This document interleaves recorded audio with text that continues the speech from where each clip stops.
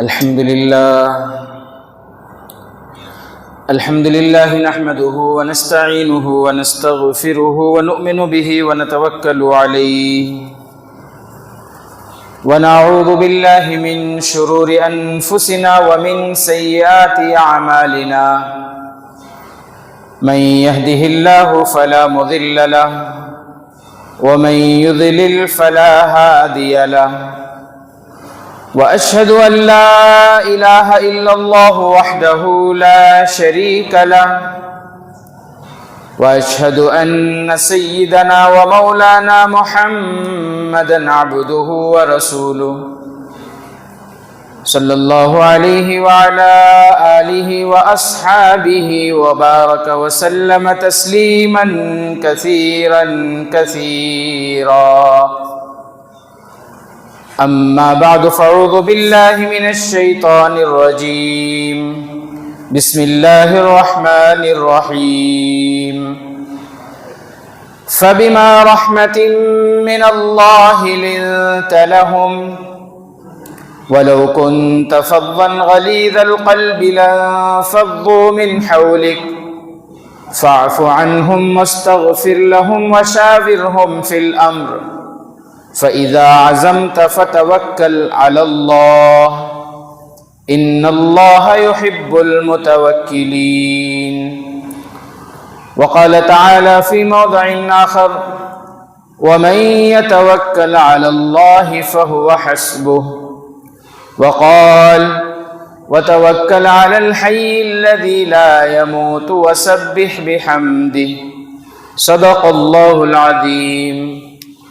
قال رسول الله صلى الله عليه وسلم لو أنكم تتوكلون على الله حق توكله لرزقكم كما يرزق الطير تغدو خماصا وتروح بطانا رواه الترمذي او كما قال عليه الصلاة والسلام. ایک مرتبہ درود شریف پڑھ لیں. اللهم صل على محمد وعلى آل محمد كما صليت على إبراهيم وعلى آل إبراهيم إنك حميد مجيد. اللهم بارك على محمد وعلى آل محمد كما باركت على إبراهيم وعلى آل إبراهيم إنك حميد مجيد. ہر طرح کی حمد و ثنا، بزرگی اور بڑائی، عظمت و کبریائی سب اللہ وحدہ لا شریک لہ کے لیے ہی لائق اور زیبا ہے.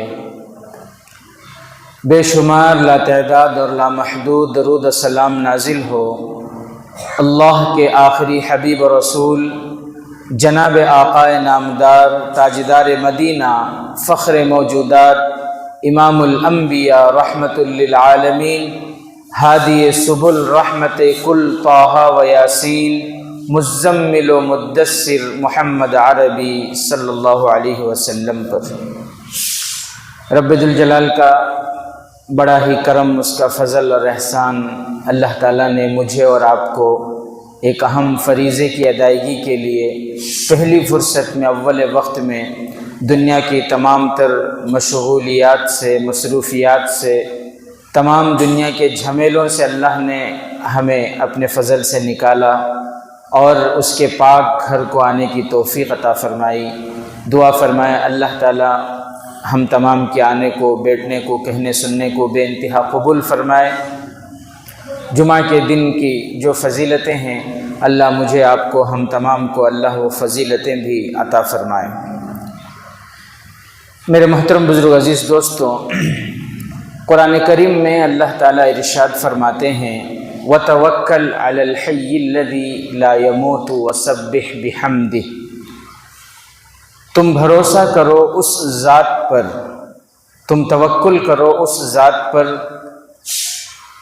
جو زندہ ہے، اسے کبھی موت نہیں آتی، وہ سدا بہار ہے، وہ ہمیشہ ہے، فنا سے پاک ہے. اور اس کی تسبیح اور تحمید بیان کرو. وَمَن يَتَوَكَّلْ عَلَى اللَّهِ فَهُوَ حَسْبُهُ، جو اللہ پر بھروسہ کرتا ہے اللہ اس کے لیے کافی ہو جاتا ہے۔ قرآن کریم میں ایک جگہ اللہ تعالیٰ ارشاد فرماتے ہیں، پیارے نبی صلی اللہ علیہ وسلم کو مخاطب کرتے ہوئے میں درمیان سے آپ کو بتاؤں، فَإِذَا عَزَمْتَ، اللہ فرماتے ہیں جب آپ ارادہ کرو، جب آپ ارادہ کرو، عزم کرو، توکل کرو، فَإِذَا عَزَمْتَ فَتَوَكَّلْ عَلَى اللَّهِ، تو صرف اللہ پر توکل کرو۔ ان اللہ یحب المتوکلین، اللہ تعالیٰ توکل کرنے والوں کو پسند فرماتے ہیں، محبت کرتے ہیں توکل کرنے والوں سے۔ ان ینصرکم اللہ فلا غالب لکم، اگر وہ اللہ تمہاری مدد کرنا چاہے تو کوئی تم پر غالب نہیں آ سکتا۔ وَإِن يَخْذُلْكُمْ فَمَنْ ذَا الَّذِي يَنصُرُكُمْ مِنْ بَعْدِ، اور اگر وہ اللہ تمہاری مدد کرنا نہ چاہے، اگر وہ اللہ تمہیں بے یار و مددگار چھوڑ دے، اگر وہ اللہ تمہیں رسوا کرنا چاہے تو پھر اللہ کے علاوہ کون ہے جو تمہاری مدد کرے گا؟ قرآن کریم کی آیات اور احادیث کے ذخیرے میں بہت اہم ہدایت ہے توکل اور یقین پر۔ انسان کا عقیدہ اللہ پر مضبوط ہونا چاہیے، ایمان مضبوط ہو، اور صرف زبان سے نہیں بلکہ دل میں یہ بات اتر جائے کہ اللہ کی پوری کائنات میں اللہ کے حکم کے علاوہ کچھ نہیں ہوتا۔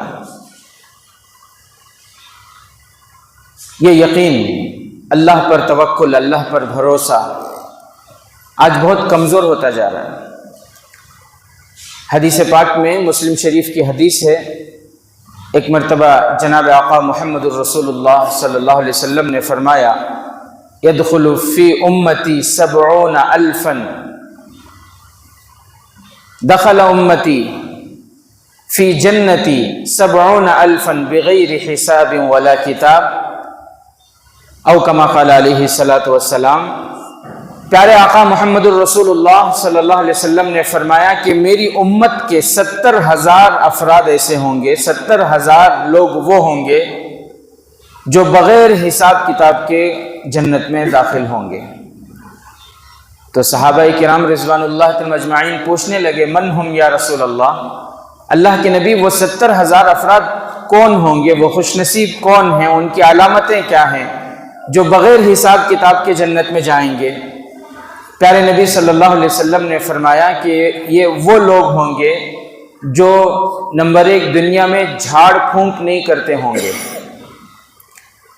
جھاڑ پھونک، پہلے زمانے جاہلیت میں جھاڑ پھونک میں کیا کرتے؟ شرکیہ الفاظ بولتے، شرکیہ اعمال کرتے۔ تو شرکیہ الفاظ اور شرکیہ اعمال یا اللہ کے علاوہ سے مدد طلب کرنا اور پھر وہ دم کرنا، وہ تو جائز نہیں ہے۔ اگر کوئی قرآن کی آیتیں پڑھ کر، دعائیں پڑھ کر، درود پڑھ کر دم کرتا ہے تو وہ جائز ہے۔ تو جھاڑ پھونک سے وہ جھاڑ پھونک مراد ہے جس میں غیر اللہ سے مدد طلب کی جائے، جس میں شرکیہ اعمال ہوں یا پھر شرکیہ افعال ہوں، وہ جھاڑ پھونک۔ پیارے نبی صلی اللہ علیہ وسلم نے فرمایا کہ بغیر حساب کتاب کے جو 70,000 لوگ جائیں گے، ان کی سب سے پہلی علامت یہ ہے کہ وہ کیا نہیں کرتے ہوں گے؟ جھاڑ پھونک نہیں کرتے ہوں گے۔ نمبر 2، وہ اپنے جسم کو نہیں داغتے ہوں گے۔ زمانے جاہلیت میں ایسا تھا کہ کچھ بیماریوں کا علاج لوہے کو گرم کر کے جسم کو اس سے داغا جاتا تھا، جسم کو اس سے داغتے تھے اور اس کے ذریعے اس کا علاج کرتے تھے۔ یا پھر آج کل بھی جسم کو داغنے کا آپ دیکھیں، وہ ٹیٹو وغیرہ بنانے کا بہت شوق ہے، تو یہ شریعت میں جائز نہیں ہے۔ پیارے نبی صلی اللہ علیہ وسلم نے اس کو بہت سختی سے منع فرمایا۔ نمبر 1 یہ کہ وہ جھاڑ پھونک نہیں کرتے ہوں گے، نمبر 2 وہ اپنے جسم کو داغتے نہیں ہوں گے، اور یہ کہ اللہ کی ذات پر ان کا مکمل بھروسہ ہوگا۔ اللہ کی ذات پر ان کا مکمل اعتقاد ہوگا، مکمل بھروسہ ہوگا، وہ توکل صرف اللہ کی ذات پر کرتے ہوں گے، ایسے لوگ کل قیامت میں بغیر حساب کتاب کے جنت میں داخل ہوں گے۔ میرے محترم بزرگ عزیز دوستوں، آج ہمارا ایمان اللہ پر توکل، اللہ پر بھروسہ یہ بہت کم ہوتا جا رہا ہے۔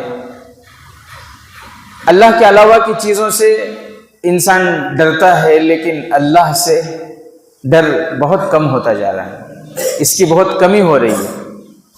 حالانکہ جب انسان اللہ پر کامل بھروسہ کرتا ہے، مکمل اللہ پر توکل کرتا ہے، پھر اللہ فرماتے ہیں میرے فیصلے اس کے ساتھ ویسے ہی ہوتے ہیں جیسے وہ میرے ساتھ گمان رکھتا ہے۔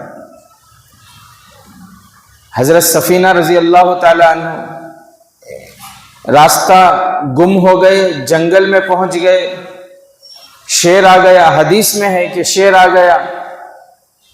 انہوں نے نڈر ہو کر شیر سے کہا کہ میں آخری نبی حضرت محمد مصطفیٰ صلی اللہ علیہ وسلم کا امتی ہوں، صحابی ہیں حضرت سفینہ، اور پھر اسی شیر پر سوار ہو کر راستے تک پہنچے ہیں، اور پھر شیر نے دھاڑے مارا تو حضرت سفینہ کہتے ہیں میں سمجھا کہ یہ الوداع کہہ رہا ہے اور چلا گیا۔ آج ہمارا ایمان کیسا ہے؟ کیا ہم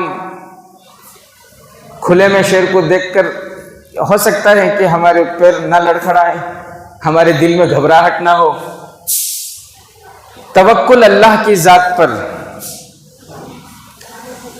حضرت یافعی رحمۃ اللہ علیہ ایک واقعہ لکھتے ہیں، میں یہ اس لیے بتا رہا ہوں کہ جو اللہ پر توکل کرتے ہیں، جو اللہ پر بھروسہ کرتے ہیں، اللہ فرماتے ہیں کہ میں ان کے لیے کافی ہو جاتا ہوں۔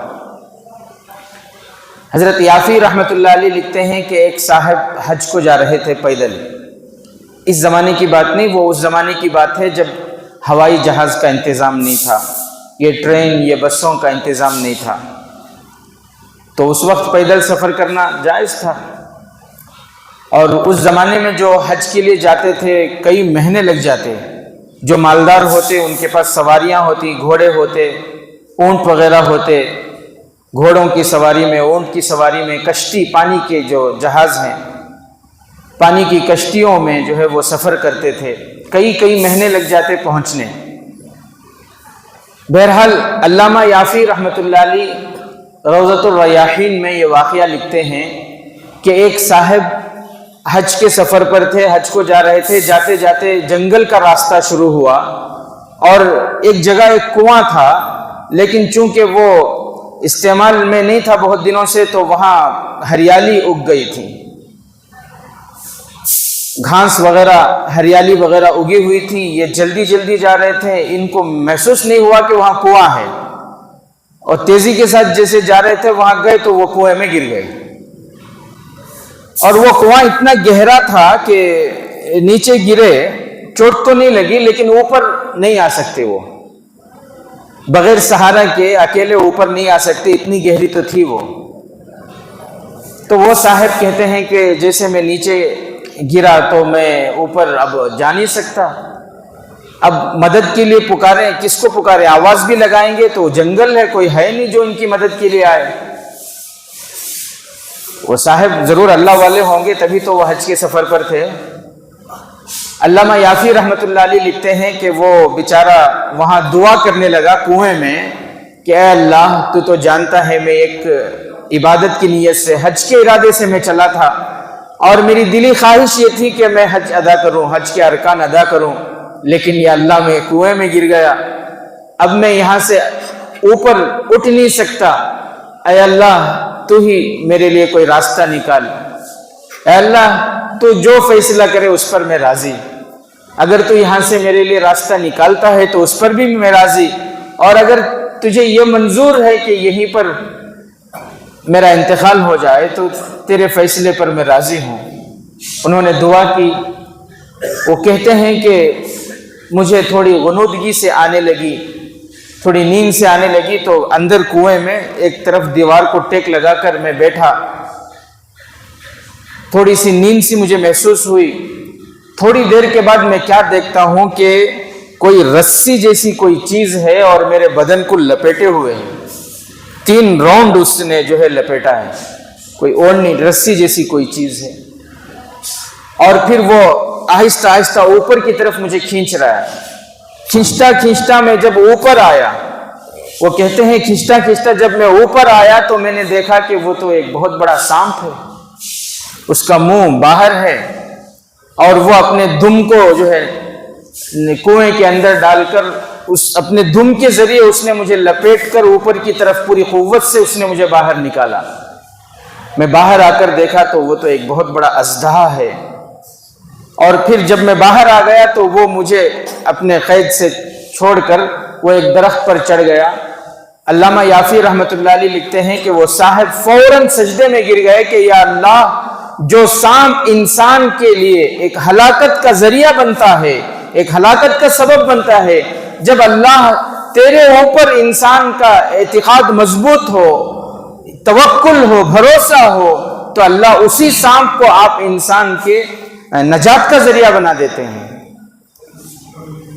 तो मेरे मोहतरम बुजुर्ग अजीज दोस्तों, अल्लाह की ज़ात पर यकीन, अल्लाह की ज़ात पर तवक्कुल और भरोसा ये बहुत कम होता जा रहा है, जिसकी वजह से अल्लाह का डर खौफ दिलों से निकलता जा रहा है। आज दुनिया का नुकसान उसे हम लोग नुकसान समझते हैं, लेकिन दीन का नुकसान, उसे नुकसान का हमारे दिल में ख्याल ही नहीं है कि ये भी कोई नुकसान है बोलकर। इतना बड़ा मोहल्ला है, 300-400 घर हैं, नमाजियों की तादाद कितनी है? 20-30 घर कितने हैं? हर घर से एक फर्द आ जाए तो शायद फिर जो है मस्जिद के लिए और जमीन खरीदने की जरूरत पड़ी। हर घर से एक फर्द आ जाए, हर जगह यही मसला है। हर जगह नमाजी हैं कितने, 100-200 नमाजी हैं, मुसलमान हैं, ईमान वाले हैं जिनके ऊपर नमाज फर्ज है, लेकिन मस्जिदों में नमाजियों की तादाद कितनी है? 10-20 बस। बाकी जो लोग नमाज नहीं पढ़ रहे हैं उनके बारे में कभी हमें एहसास होता है कि इनको कैसे नमाजी बनाया जाए, ये कैसे, कभी हमें ये एहसास होता, कभी हमें ये फिक्र आती है कि कैसे हमारे मोहल्ले के हर फर्द, हमारे मोहल्ले का जो है बसने वाले हर फर्द जो है वो नमाजी बन जाए। आज दुनिया के नुकसान को हम लोग नुकसान समझते हैं। मैं खुद एक मरतबा जा रहा था, बल्कि कई मरतबा हुआ, आपके साथ भी हुआ होगा, स्टैंड उठाना भूल गया मैं, तो 2-3 आदमी एक साथ चीख रहे हैं, भाई भाई भाई साहब स्टैंड उठाओ। क्यों? इसलिए कि यकीन है कि अगर स्टैंड नहीं उठाएंगे तो हो सकता कहीं लगकर गिर जाए और नुकसान होगा। दिन में लाइट चालू हो कार की, गाड़ी की, तो लोग बताते हैं कि भाई लाइट ऑफ करो, दिन में खामखा क्यों बैटरी का नुकसान कर रहे हो। दिन में कोई जो है लाइट बाहर की चला दे घर के बाहर, तो बाजू वाले आकर बोलते कि नहीं बोलते, भाई तुम्हारे घर के बाहर की लाइट से लग रही है, करंट की बिल ज्यादा हो जाती है, हाफ करो, क्यों अपना नुकसान कर रहे हो। दुनिया के नुकसान को हमें नुकसान समझ रहे हैं, लेकिन कोई नमाज नहीं पढ़ता, ये कितना बड़ा नुकसान है। एक नमाज का छोड़ देना कितना बड़ा नुकसान है, इसका रत्ती बराबर भी हमारे दिल में एहसास नहीं है। तो मेरे मोहतरम बुजुर्ग अजीज दोस्तों, हमें चाहिए कि हम अल्लाह पर कामिल तवक्कुल रखें, अल्लाह पर भरोसा रखें। आज मेरे अजीज साथियों, जब इंसान अल्लाह पर भरोसा करता है, अल्लाह उसके लिए काफी हो जाता है। भरोसा नाम की चीज ही उड़ गई। आज ये दिलों में बैठ गया कि मैं झूठ नहीं बोलूंगा तो मेरी दुकान कैसे चलेगी, मैं लोन पर नहीं लूंगा तो फिर मेरा कारोबार कैसे तरक्की होगा। अल्लाह के ऊपर से भरोसा उड़ गया कि नफा देने वाली जात अल्लाह की है, वो अगर चाहे तो वो किसी भी हाल में मुझे नफा दे सकता है। एक बहुत बड़े अल्लाह वाले गुजरे हैं, हजरत बुनान हम्माल रहमतुल्लाह अलैह। हजरत बुनान हम्माल रहमतुल्लाह अलैह बहुत बड़े अल्लाह वाले, वो इब्ने तूलुल एक बादशाह गुजरा है, इब्ने तूलुल بڑا ظالم بادشاہ تھا. کسی بات پر وہ حضرت بنان حمال رحمۃ اللہ علیہ سے ناراض ہو گیا اور اس نے حضرت کو جیل میں بند کر دیا. یہ ہر زمانے کا دستور ہے. ہر زمانے میں اس وقت کے جو ظالم ہوں گے ان کے خلاف جو حق کی آواز بلند کرنے والے ہوں گے ان کو جیل جانا ہوگا. لیکن ہمارا ذہن بھی ماحول میں رہتے رہتے ایسا ہو گیا، اگر کوئی عالم جیل جا کر آ گیا بولے تو اس سے قریب جانا نہیں، اس سے فون کرنا نہیں، اس سے بات کرنا نہیں. وہاں کورٹ سے کلین چٹ مل گئی تو بھی لوگ معاف کرنے تیار نہیں انہوں جیل کو کیا کرے رہیں گا انہوں.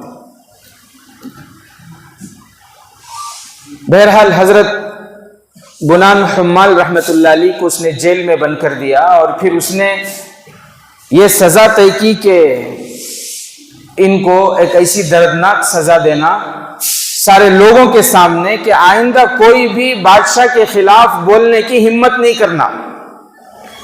پھر اس نے یہ کیا کہ سارے گاؤں میں اعلان کرایا کہ فلاں دن سب میدان میں جمع ہو جاؤ. اور ادھر اس نے یہ کیا کہ ایک شیر کو کئی دنوں سے بھوکا رکھا. جب سب لوگ جمع ہو گئے کہ بادشاہ بنان حمال رحمۃ اللہ علیہ کو کوئی سخت سزا دینے والے ہیں، چلو سزا دیکھنے کے لیے چلیں. آزو بازو گاؤں والے سب لوگ جمع ہو گئے میدان میں. حضرت بنان حمال رحمۃ اللہ علیہ کو بادشاہ نے حکم دیا کہ ان کے ہاتھ پیر باندھ کر میدان میں چھوڑو. میدان میں ان کو چھوڑا اور پھر ادھر سے جس شیر کو کئی دنوں سے بھوکا رکھا تھا اس شیر کو پنجرے سے نکالا. کیوں؟ تاکہ وہ شیر جائے اور جا کر حضرت بنان حمال رحمۃ اللہ علیہ کو چیر پھاڑ دے گئے. بھوکا شیر کیا کرے گا؟ وہ تو جانور ہے، جانور تو جانور ہوتا ہے. لکھا ہے کتابوں میں کہ جب اس شیر کو چھوڑا گیا تو وہ شیر دوڑتا ہوا حضرت بنان حمال رحمۃ اللہ علیہ کے پاس گیا اور ان کے آزو بازو گھومنے لگا اور گھومتا گھومتا پھر جو ہے پیروں کے پاس آ کر بیٹھا اور حضرت کے پاؤں کے تلوے چاٹنے لگا. وہ شیر حضرت کے پیروں کے تلوے چاٹنے لگا. بادشاہ نے، لوگوں نے جب یہ منظر دیکھا، بادشاہ کو احساس ہوا کہ ہم نے ایک بہت بڑے اللہ کے ولی کو میں نے بہت غلطی کی. اسے اپنی غلطی کا احساس ہوا. اس نے فوراً کہا کہ شیر کو پکڑو اور حضرت کے ہتھکڑیاں کھولو، حضرت کو رہا کرو. پھر وہ حضرت کے پاس آیا اور آ کر معافی مانگنے لگا اور پھر اس نے حضرت کے ہاتھ پیر پکڑ کر کہنے لگا کہ حضرت مجھ سے بہت بڑی غلطی ہو گئی، آپ مجھے معاف کر دیجیے. حضرت نے فرمایا کہ اللہ تمہیں معاف کرے. پھر اس نے پوچھا، بادشاہ نے جب معافی تلافی ہو گئی تو بادشاہ نے پوچھا کہ شیر آپ کے قریب آیا تو آپ کو ڈر نہیں لگا؟ جب وہ آپ کے قریب آیا اور آپ کے تلوے چاٹ رہا تھا تو اس وقت آپ کے دل کی کیفیت کیا تھی؟ آپ کے چہرے پر تو کوئی شکن نظر نہیں آ رہی تھی، کوئی خوف، کوئی رعب، کوئی ڈر نظر نہیں آ رہا تھا آپ کے چہرے پر. آپ سوچ کیا رہے تھے؟ آپ کے دل میں کیا چل رہا تھا؟ حضرت بنان حمال رحمۃ اللہ علیہ فرماتے ہیں کہ میں تو ذکر میں مشغول تھا، لیکن جب میں نے دیکھا کہ شیر میرے پیر کو چاٹ رہا ہے، اس وقت تم پوچھتے ہو کہ میرے دل میں کیا تھا، اس وقت میں یہ سوچ رہا تھا کہ میرا پاؤں کہیں ناپاک تو نہیں ہو گیا. کیوں؟ اس لیے کہ شیر نے اپنا لعاب میرے پاؤں میں لگا دیا. شیر کا لعاب میرے پاؤں کو لگ رہا ہے، کہیں میرا پاؤں ناپاک تو نہیں ہو گیا. ایک فقہی مسئلے پر میں غور کر رہا تھا. اللہ اکبر. جس وقت ڈرنے کی ضرورت ہے اس وقت وہ کیا کر رہے تھے، ان کے دل میں کیا چل رہا تھا؟ ایک فقہی مسئلہ کہ میرا پاؤں کہیں ناپاک تو نہیں ہو گیا. تو میرے عزیز ساتھیوں، اصل بات یہ ہے کہ جو اللہ سے ڈرتے ہیں وہ مخلوق سے نہیں ڈرتے. جو خالق سے ڈرتا ہے وہ مخلوق سے نہیں ڈرتے، اور جو خالق سے نہیں ڈرتا وہ ہر چیز سے ڈرتا ہے. وہ پھر چوہے سے بھی ڈرے گا، گرگٹ سے بھی ڈرے گا، کاکروچ سے بھی ڈرے گا. وہ کاکروچ تو چھوڑو، وہ اپنے چھاؤں سے بھی ڈرنے لگے گا. وہ جو اللہ سے ڈرتے ہیں، اللہ تعالی مخلوق کی ڈر اس کے دل سے ہے نا، اس کے دل کو مخلوق کی ڈر سے ڈر پروف کر دیتے ہیں. جیسے واٹر پروف گھڑیاں ہوتی ہیں نا، پانی میں ڈالو تب بھی پانی اس کے اندر نہیں جاتا. اسی طرح جن کے دلوں میں خدا کا ڈر ہوتا ہے، خدا کا خوف ہوتا ہے، وہ مخلوق سے نہیں ڈرتے۔ آج میرے عزیز ساتھیوں، خدا کا ڈر خوف کم ہے، بہت کم ہوتا جا رہا ہے۔ اسی لیے آج دیکھو حلال حرام کی تمیز بھی نہیں ہے۔ بیوی شوہر سے یہی کہتی ہے کہ تم کچھ بھی کرو، کیا بھی کرو، شام کو اتنا لانا کہ ہماری ضرورتیں پوری ہو جانا، کیسا تو بھی کر کو لو۔ یجمان اپنے نوکروں سے یہی کہہ رہے ہیں، والدین اپنے بچوں سے یہی کہہ رہے ہیں، تو کیا کرتا کہ کیسا کرتا کہ کہاں کرتا، سب کیا بھی معلوم نہیں، کما کو لا کو دینا بس۔ اللہ کا ڈر خوف کم ہوتا جا رہا ہے کہ نہیں؟ اسی وجہ سے آج عبادتوں کے اندر سے نورانیت ختم ہوئی۔ آج عبادتوں میں دل نہیں لگتا، نمازوں میں دل نہیں لگتا، بیانوں میں جانے کو جی نہیں چاہتا، قرآن کی محفلوں میں، حدیث کی محفلوں میں، وعظ کی محفلوں میں جانے کو دی نہیں چاہتا، مسجد کی طرف قدم اٹھتے ہی نہیں، ذکر کی توفیق ہی نہیں ملتی، مہینے مہینے گزر جاتے ہیں، کبھی 5 منٹ قرآن پڑھنے کی توفیق نہیں ہوتی، ہفتے ہفتے گزر جاتے ہیں۔ کئی مسلمان آپ کو ایسے ملیں گے جو ہفتہ گزر گیا، 2 ہفتے گزر گئے، مگر 2 رکعت نماز پڑھنے کی توفیق نہیں، اللہ کے سامنے پیشانی ٹیکنے کی، سجدہ کرنے کی توفیق نہیں ہے۔ یہ کیوں؟ اس لیے کہ حلال حرام کی تمیز ختم ہو رہی ہے۔ انسان دنیا کی لالچ میں آ کر حلال حرام کی تمیز کو ختم کرتا، پھر عبادتوں کی لذت اللہ چھین لیتے ہیں، عبادتوں کی نورانیت کو اللہ ختم کر دیتے ہیں۔ حضرت ابراہیم بن ادھم رحمۃ اللہ علیہ، نام سنے ہیں؟ بہت بڑے اللہ والے گزرے ہیں، اللہ کے ولی تھے، متقی پرہیزگار انسان، حضرت ابراہیم بن ادھم رحمۃ اللہ علیہ۔ پہلے بادشاہ تھے، بعد میں بہت بڑے اللہ والے بنے ہوئے۔ وہ فرماتے ہیں کہ ایک مرتبہ وہ پیدل سفر کرتے کرتے بیت المقدس پہنچے، مسجد اقصی پہنچے فلسطین میں، اور مسجد اقصی میں جا کر مسجد کے اندر عبادت کر رہے تھے۔ عبادت کرتے کرتے رات کا وقت ہوا، تو شام کے وقت وہاں مسجد کے جو انتظامیہ تھے ان کا معمول یہ تھا کہ محراب کے اندر کسی کو شام کے وقت عبادت کرنے نہیں دیتے تھے۔ ان کا یہ ماننا تھا کہ شام کے وقت فرشتے یہاں عبادت کرتے ہیں، اس لیے مسجد کے دوسرے حصوں میں عبادت کرو، یہ جگہ خالی کر دو، ان کا ماننا تھا اس۔ بہرحال حضرت ابراہیم بن ادھم رحمۃ اللہ علیہ فرماتے ہیں کہ میں دن بھر عبادت کیا ہوا تھا، تھکا ہوا تھا، تو محراب کے قریب ہی میں وہیں پر عبادت کرتے کرتے مجھے نیند آ گئی، میں سو گیا۔ سویا تو میں نے خواب دیکھا، اور خواب میں کیا دیکھتا ہوں کہ 2 فرشتے آئے، اور وہ 2 فرشتے، میں ابراہیم بن ادھم فرماتے میں خواب دیکھ رہا ہوں، خواب میں نے دیکھا کہ 2 فرشتے ہیں، اور وہ دونوں فرشتے آپس میں بات کر رہے ہیں کہ یہ کون ہے؟ تو وہ فرشتہ کہہ رہا ہے کہ یہ ابراہیم بن ادھم ہے۔ یہ کیسے ہیں؟ تو وہ کہہ رہا ہے کہ یہ بہت متقی پرہیزگار انسان ہے، اللہ کے ولی ہیں، تقوی طہارت کے ساتھ، اللہ کے ڈر خوف کے ساتھ، اللہ پر توکل اور اللہ پر ایمان کے عقیدے کے ساتھ یہ جو ہے زندگی گزار رہے ہیں، بہت اچھی ان کی زندگی گزر رہی ہے۔ پھر وہ فرشتہ ان سے کہتا ہے لیکن ایک چیز ہے، 1 سال سے ان کی کوئی عبادت قبول نہیں ہو رہی۔ ایک فرشتہ دوسرے فرشتے سے کہتا ہے کہ یہ ابراہیم بن ادھم ہیں، بڑے اللہ کے ولی ہیں، لیکن 1 سال کی ان کی ساری عبادتیں موقوف ہیں، 1 سال سے ان کی کوئی عبادت قبول نہیں ہوئی۔ تو وہ دوسرا فرشتہ پوچھتا ہے کیوں، کیا ہوا؟ تو وہ فرشتہ کہتا ہے کہ 1 سال پہلے یہ مکہ مکرمہ میں ایک جگہ کھجور خرید رہے تھے، وہ ریڑھی والے کے پاس کھجور خرید رہے تھے، کھجور خریدتے ہوئے 2 کھجور نیچے گرے، تو انہوں نے یہ سمجھا کہ میرے کھجور میں سے کھجور گرے ہیں، انہوں نے وہ 2 کھجور اٹھا کر کھا لیے تھے، حالانکہ وہ کھجور ان کے نہیں تھے، وہ گاڑی کے تھے، وہ کھجور والے کے تھے۔ مالک کی اجازت کے بغیر جو 2 کھجور انہوں نے کھائے، مالک کی اجازت کے بغیر لینا یہ حرام ہے، وہ حرام 2 کھجور جب سے انہوں نے کھائے ہیں تب سے 1 سال کی مدت ہو گئی، اللہ نے ان کی کسی عبادت کو قبول نہیں کیا۔ حضرت ابراہیم بن ادھم رحمت اللہ علیہ فرماتے ہیں میں نیند سے بیدار ہوا اور فوراً اسی وقت میں مکے کی طرف چلا، پیدل چلتے چلتے کئی دنوں میں میں مکہ مکرمہ پہنچا، اور پھر میں وہ آدمی کو تلاش کرنے لگا، وہ دکان میں تلاش کرنے لگا 1 سال پہلے جن سے میں نے کھجوریں خریدی تھی، اور تلاش کرتے ہوئے میں اس دکان کے پاس پہنچا تو میں نے دیکھا کہ وہاں وہ بابا جی نہیں ہے، وہاں کوئی نوجوان ہے۔ میں نے جا کر اس سے سلام کلام کیا، پتہ چلا کہ وہ ان کے والد تھے جو اس دنیا سے کوچ کر گئے ہیں، ان کا انتقال ہو چکا ہے، یہ ان کے فرزند ہیں۔ میں نے ان کو ساری بات بتائی ان کے فرزند کو کہ بیٹا 1 سال پہلے میں یہاں آیا تھا اور ایسا ایسا ہوا تھا، 2 کھجوریں گری تھی، میں نے یہ سوچا تھا کہ شاید میری کھجوروں میں سے گری ہوں، لیکن مجھے بتایا گیا کہ وہ تمہاری کھجوریں تھیں، بغیر اجازت کے میں نے کھا لی تھی، جس کی وجہ سے 1 سال کی میری عبادت قبول نہیں ہے۔ بیٹا اس کی کیا قیمت ہے وہ بتاؤ اور وہ قیمت مجھ سے لے لو۔ اس نوجوان نے دیکھا کہ اتنے بڑے اللہ کے ولی ہیں، حضرت ابراہیم بن ادم کے چہرے کو دیکھا اور دیکھ کر کہنے لگا کہ بابا جی آپ کے اس کھجور کو میں معاف کر دیا، میں نے معاف کر دیا۔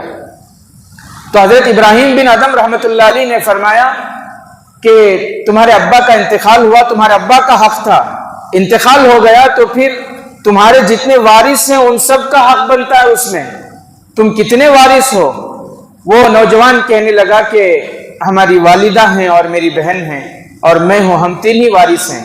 حضرت نے فرمایا تم نے اپنا حق معاف کر دیا، لیکن تمہارے امی کا اور تمہارے بہن کا بھی تو حق بنتا ہے اس میں، یا تو مجھے ان کے پاس لے چلو تاکہ وہ اپنا حصہ مجھ سے لے لے، یا پھر میں ان سے معافی مانگ لوں۔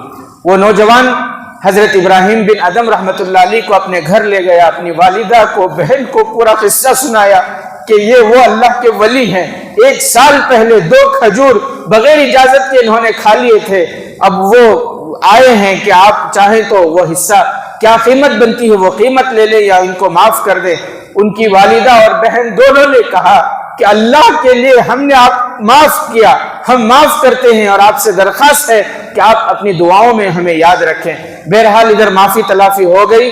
حضرت ابراہیم بن ادم رحمت اللہ علیہ فرماتے ہیں پھر میں وہاں سے مکہ مکرمہ سے چلا، مسجد اقصی کو پہنچا اور پھر دن بھر میں عبادت کرتا رہا۔ رات کو جب سویا پھر میں نے خواب دیکھا، خواب میں وہ 2 فرشتے ہیں، پوچھتے ہیں، ایک فرشتہ دوسرے فرشتے سے پوچھتا ہے کہ یہ کون ہے؟ وہ کہتا ہے یہ ابراہیم بن ادم ہے، یہ کیسے ہیں، ان کی زندگی کیسے گزر رہی ہے؟ تو دوسرا فرشتہ کہتا ہے کہ ان کی زندگی الحمدللہ بہت اچھی گزر رہی ہے، 1 سال سے ان کی عبادتیں قبول نہیں ہو رہی تھی 2 کھجوروں کی وجہ سے جو بغیر اجازت کے کھا لیے تھے۔ اللہ اکبر، آج سوچنے کا مقام ہے۔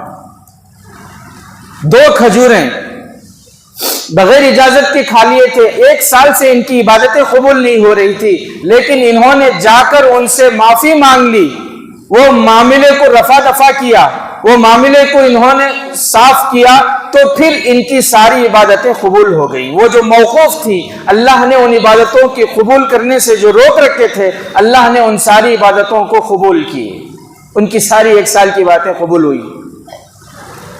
تو میرے محترم بزرگ عزیز دوستوں، سوچنے کی بات ہے یہ کہ 2 کھجوریں بغیر اجازت کے غلط طریقے سے کھا لیے تو 1 سال کی عبادت قبول نہیں ہو رہی، پوری کمیج حرام رہی تو، پوری کمیج جھوٹ کی رہی تو، سنگے کی، سود کی، لون کی، ان کو پھر ان کی عبادتیں کیسے قبول ہوں گی؟ ان کی نمازیں قبول ہوں گی، ان کے روزے قبول ہوں گے، ان کی زکوٰۃ قبول ہوں گے؟ تو میرے محترم بزرگ عزیز دوستوں، سوچنے کا مقام ہے۔ کامیاب وہ ہیں جو اللہ سے ڈر کر تقوی کے ساتھ زندگی گزاریں۔ گزر رہی ہے زندگی، گزر جائے گی۔ آج سب سے بڑا دھوکہ کیا ہے معلوم؟ سب سے بڑا دھوکہ یہ ہے، وقت ہو رہا بات ختم کروں، سب سے بڑا دھوکہ یہ ہے، انسان کو اگر احساس بھی ہوتا ہے نہیں میں اچھی زندگی گزارنا، تقوی کے ساتھ، طہارت کے ساتھ، نیکی کے راستے پر چلنا، پھر شیطان دل میں بات ڈالتا ہے اب بھی تیری کون سی عمر ہوئی، آئندہ چل کو پھر توبہ کر لیں گے نا، جب بوڑھے ہوں گے تو کیا کریں گے، جب بوڑھے ہوں گے تب توبہ کریں گے، اچھے نیک بن جائیں گے، متقی پرہیزگار بن جائیں گے، سارے گناہوں سے توبہ کر لیں گے، ابھی تو مجبوری ہے، بہن کی شادی ہے، بیٹی کی شادی ہے، گھر میں یہ ہے وہ ہے، اس لیے कैसा होना वैसा नाचो, बाद में तौबा कर लेंगे। ये भी शैतान का एक धोखा है। जिंदगी का क्या भरोसा, आप बताओ? जिंदगी का भरोसा है? कोई गारंटी दे सकता है कि मैं बूढ़ा होने तक जिंदा रहूंगा? अल्लाह जिसको रखे वो रहेगा। जो बूढ़े हैं अल्लाह उनके उम्रों में बरकतें नसीब फरमाए, सबसे बड़ी चीज अल्लाह उनको सेहत अता फरमाए। लेकिन ये कोई जरूरी नहीं कि हम जो अभी बूढ़े नहीं हुए बूढ़े होने तक जिंदा रहेंगे, ऐसी कोई दलील है हमारे पास? कोई गारंटी है हमारे पास? मौलाना इमाद पड़ोस मुल्क के वो अपना वाकया कहते हैं, लिखते हैं कि उनके भाई की शादी थी, निकाह तय हो गया। वो भाई दुबई में रहता था, तो दुबई से उसने शादी की सारी खरीदारी वहां से की, यानी जितने कपड़े की जरूरत है, कपड़े वगैरह, शादी की जितनी भी खरीदारी होती है, दुल्हन के लिए भी कपड़े खरीदे, अपने लिए भी कपड़े खरीदे, और परफ्यूम और फिर जूते वगैरह, कोट, जो कुछ भी खरीदते हैं निकाह के लिए, सारी चीजें पूरी शॉपिंग दुबई से करके, क्योंकि दुबई में काम करता था वो। यहाँ निकाह तय हुआ, कार्ड वोड सब कुछ बन गए। मगरिब के बाद जिस दिन निकाह तय था उस दिन एक दिन पहले ये पहुंचा, और फिर जो है घर में आया। उस दिन तो सारी मुलाकातें सबसे, क्योंकि निकाह है ना, रिश्तेदारों से सबसे मुलाकातें हुई। दूसरे दिन निकाह है, शाम के वक्त उनके वालिदा सारी चीजें देखकर बोले कि बेटा ये चीज नहीं है, एक काम करो यहीं से बाजार से खरीद कर लाओ। अब बच्चा जो है दुबई से आया था, दूसरे दिन निकाह है, वो बाइक लेकर, बाइक पर मौलाना फरमाते हैं कि बाइक से मेरा भाई जो है वो चीजें खरीदने के लिए गया अपने दोस्त के साथ, रास्ते में एक्सीडेंट हो गया, और फिर ऐसा एक्सीडेंट हुआ उसके सर पर चोट लगी, वो बेहोश हो गया। वहां से उसे अस्पताल ले जाया गया, वहां एडमिट किए तो पता चला कि यहाँ गर्दन की हड्डी जो है वो टूट गई है, और फिर सर पर इतनी चोट आई है कि दिमाग मफलूज हो गया है। बहुत सीरियस मामला हो गया। पूरी रात वो बंदा जो है अस्पताल में रहा, और सुबह होते होते जोहर से पहले, जवाल से पहले चाश्त के वक्त उस बंदे का इंतकाल हो गया। उसी मस्जिद में, जिस मस्जिद में उसका निकाह तय था मगरिब के बाद, सारे रिश्तेदार जो ये सोचकर आए थे कि बच्चे के निकाह में शिरकत करनी है, वो सब मिलकर मगरिब के बाद उस बच्चे का जनाजा पढ़ रहे थे। क्या आप किस उम्मीद पर हैं कि बाद में तौबा कर लेंगे, बूढ़े होकर तौबा कर लेंगे, बाद में झूठ से तौबा कर लेंगे, संगे से रुक जाएंगे, सूद से रुक जाएंगे, गुनाहों से रुक जाएंगे, नमाजों की पाबंदी कर लेंगे? ये बात का कोई भरोसा नहीं। सामान 100 बरस का, पल की खबर नहीं। तो इसलिए अक्लमंद वो हैं जो अल्लाह के खौफ के साथ, अल्लाह का खौफ दिल में हो, अल्लाह ही पर भरोसा हो, उसी पर तवक्कुल हो, अल्लाह पर ईमान मजबूत हो, और तक़वे के साथ, नेकी के साथ ज़िंदगी गुजारें। अल्लाह की कसम वही लोग अक्लमंद हैं। अल्लाह करे कि अल्लाह ताला हमें इन बातों को समझने की तौफ़ीक़ नसीब फरमाए, तक़वे के साथ अल्लाह हमें ज़िंदगी गुजारने की तौफ़ीक़ अता फरमाए। आमीन व आखिर दावाना अल्हम्दुलिल्लाहि रब्बिल आलमीन।